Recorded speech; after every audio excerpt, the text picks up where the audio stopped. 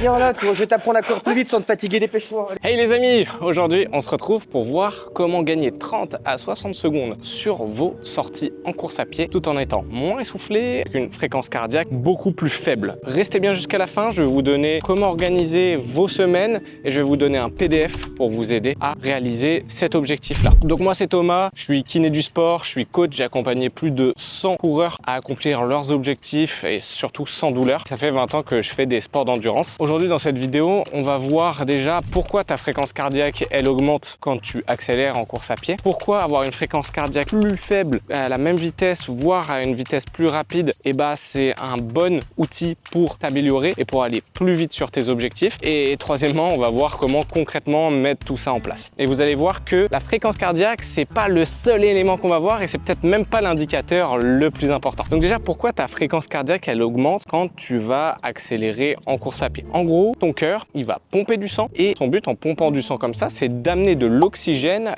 vers tes muscles. Quand tu accélères, tu as une demande plus importante en oxygène, ton cœur y compense, sa fréquence accélère et du coup ta fréquence cardiaque elle augmente. Pourquoi ça va être problématique sur vos objectifs d'avoir une fréquence cardiaque qui augmente? En fait, une fréquence cardiaque trop haute, c'est un indicateur que tu commences à avoir une dette en oxygène que tu vas devoir combler et qui va t'emmener progressivement vers l'échec. Donc quand tu vas préparer des 10 km, des semi-marathons, des marathons, et bah tu risques de te retrouver avec les jambes lourdes, tu risques de te retrouver essoufflé comme un gros facochère et tu risques sur te taper un mur, fameux mur du marathon. Et il y a un mythe dans la course à pied qui commence à être de moins en moins tenace, mais qui est toujours là. Ce serait de vouloir aller toujours plus vite dans ses entraînements, s'entraîner toujours plus rapidement pour aller plus vite. Et tu vas voir que c'est contre-intuitif, mais parfois s'entraîner plus lentement, ça va te permettre d'aller plus vite. Pour aller plus vite avec une fréquence cardiaque plus faible, il y a 5 leviers hyper importants en course à pied. Le premier levier, ça va être de pouvoir absorber le plus d'oxygène et le plus rapidement possible dès le début d'un effort. Pour ça, le moyen le plus efficace, ça va être des sorties cool en zone 2, tranquille. Et t'en fais pas, on va voir à quoi ça correspond, toutes ces zones,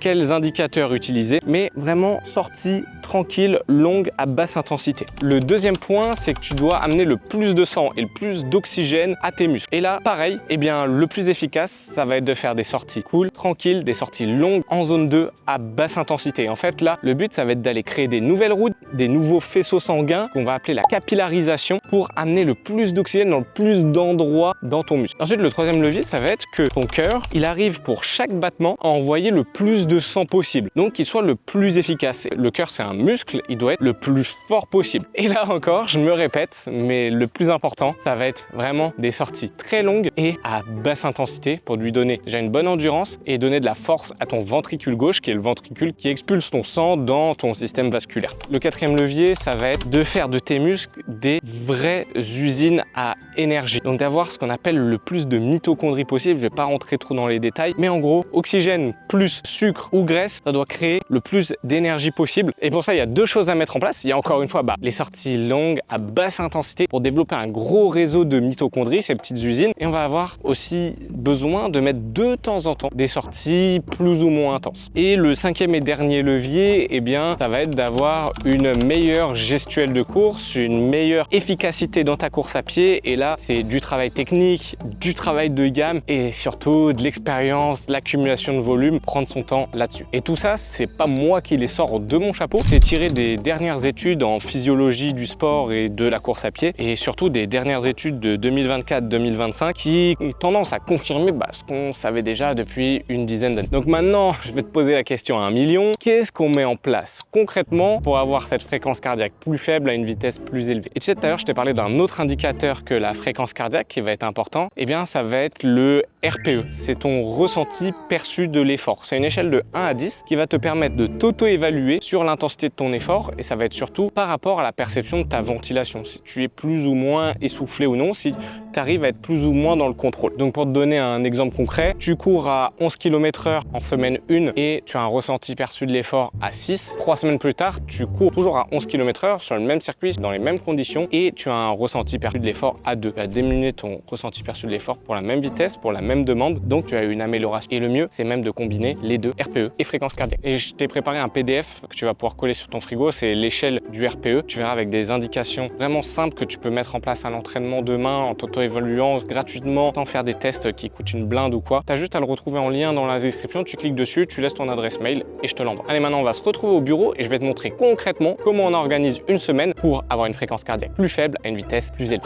Allez, c'est parti les amis, on se retrouve au bureau sur mon PC, sur Google Agenda, qui est l'outil de Google pour planifier ses journées. J'aime bien utiliser ça et montrer ça pour des débutants parce que c'est très simple. Ça permet aussi d'intégrer l'entraînement dans la vie quotidienne, dans le travail. Si vous avez un agenda pour le travail, je vous conseille fortement de planifier vos entraînements dedans. Ça vous permettra aussi d'incorporer vraiment l'entraînement dans vos journées. Mais vous pouvez faire ça aussi sur des outils plus spécifiques à la course à pied. Je pense à Nolio notamment. C'est l'outil que j'utilise pour faire mes programmations personnelles et celles de mes élèves. Du coup, on a vu qu'il fallait faire beaucoup de séances à basse intensité et certaines séances à haute intensité. Ces séances à haute intensité, il va falloir qu'elles aient une qualité maximale. Vous êtes d'accord avec moi que si vous entraînez toujours à fond, donc lundi, mardi, mercredi, jeudi, vendredi, etc., et ben vous pourrez pas avoir une qualité maximale sur tous les entraînements intenses parce que ça sera juste trop dur et vous serez trop fatigué. Donc on va commencer par une règle générale qui est super, notamment pour les débutants et qui, comme toutes les règles générales, a des limites, mais je trouve que c'est un super début pour venir planifier ses entraînements. C'est la règle du 80-20. 80% du temps d'entraînement à basse intensité, 20% temps restant à haute intensité, et l'intensité vous la choisissez en fonction de ce que vous travaillez pendant votre bloc. Parce que oui, il va falloir choisir une intensité que vous voulez travailler, un élément. On chasse pas tous les lièvres à la fois. Pendant 3 à 4 semaines, vous me bossez un élément et ensuite vous me bosserez autre chose l'autre mois avec des piqûres de rappel à chaque fois. La deuxième chose qu'on va prendre en compte, c'est que là je vais vous montrer toutes ces astuces sur un temps d'entraînement de 100 minutes. C'est juste pour que ce soit plus simple à montrer. Mais bien sûr, vous adaptez ça à votre temps d'entraînement et à votre niveau. Donc là, moi, sur l'entraînement, ce que j'adore planifier en premier, c'est tout d'abord les repos. Admettons que j'ai envie de m'entraîner 4 fois par semaine. Donc l'idéal, c'est de mettre, par exemple, le mardi en repos. Donc là, par exemple, si je m'entraîne sur le temps du midi, tac, là ici, je mets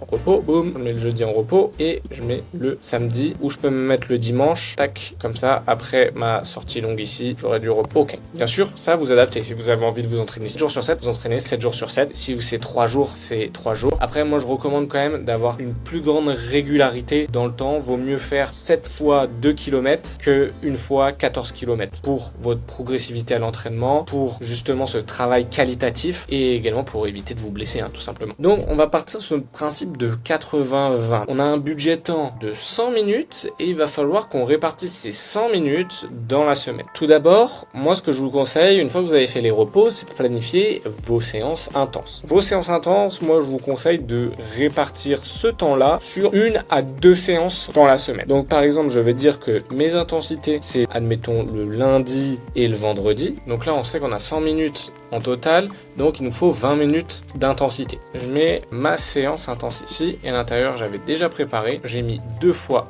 10 fois 30-30 à 105-110% de ma vitesse critique. Ça, je pense qu'on y reviendra dans une autre vidéo parce que c'est assez long à développer, mais surtout avec un RPE 8 à 9, là vous en foutez totalement de la fréquence cardiaque. C'est surtout votre ressenti perçu de l'effort qui doit rester stable et avec une allure stable, c'est-à-dire que le premier intervalle doit être à la même vitesse que le dernier intervalle. Si vous voyez que la vitesse chute, c'est que vous êtes parti trop fort. Donc là, ça nous donne 10 minutes à haute intensité ici. Je vais copier, hop, je vais mettre dupliquer ici. Donc, on avait dit le vendredi. Ok, j'ai mes 20 minutes d'intensité. Ensuite, il va falloir que je mette plus ou moins longue. Donc là, après, ça va dépendre de votre niveau, ça va dépendre de ce que vous avez fait. Si vous commencez juste la course à pied, une sortie longue, ça va être juste 15 minutes.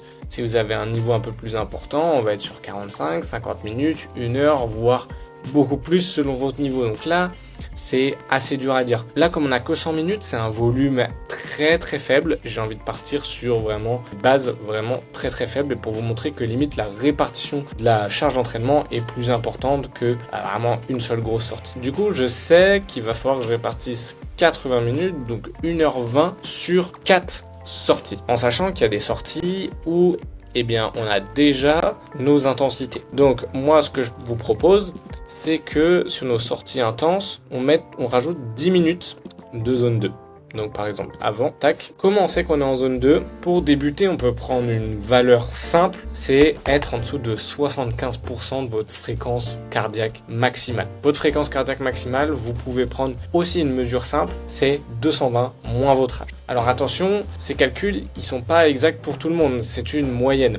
On a fait des tests en laboratoire chez plein de gens et on s'est rendu compte qu'en moyenne, ces calculs étaient justes. Mais il y avait plein de gens qui étaient en dessous et plein de gens qui étaient au-dessus. Donc c'est pour ça que la fréquence cardiaque maximale et les données que je vous ai données ici, elles sont bien pour commencer, surtout si vous débutez, mais elles ont besoin d'être affinées et on va utiliser une autre donnée dont je vous ai parlé, le RPE. Et là, si vous arrivez à me coupler les deux, et bah c'est parfait. Et c'est même la plus importante, le RPE. Donc, vous partez, vous essayez d'être en dessous de 75% de fréquence cardiaque maximale. Si vous êtes, par exemple, à 70%, mais que vous voyez que votre RPE est à 5-6, et ben, vous savez que vous êtes trop haut. 5-6, c'est, je cours, mais je sens que ma ventilation augmente et que je suis obligé de reprendre mon souffle au bout de 3-4 mots.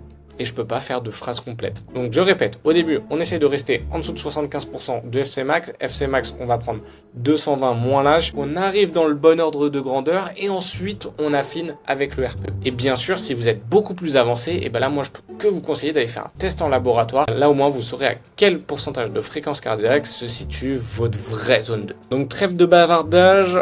Tac, on met ça et je mets 5 minutes et 5 minutes. Et donc là, je vais même mettre, parce que là, on a 2 blocs et je vais mettre les 5 minutes entre les blocs. Entre les blocs, 5 minutes, tac. Et comme ça, dès que tu as fini, boum, tu as fini ta séance. Tu marches un petit peu pour te détendre les jambes. Du coup, on a une demi-heure de séance. Cette séance-là, 30 minutes. On va refaire la même chose. C'est que je vais dupliquer celle-ci.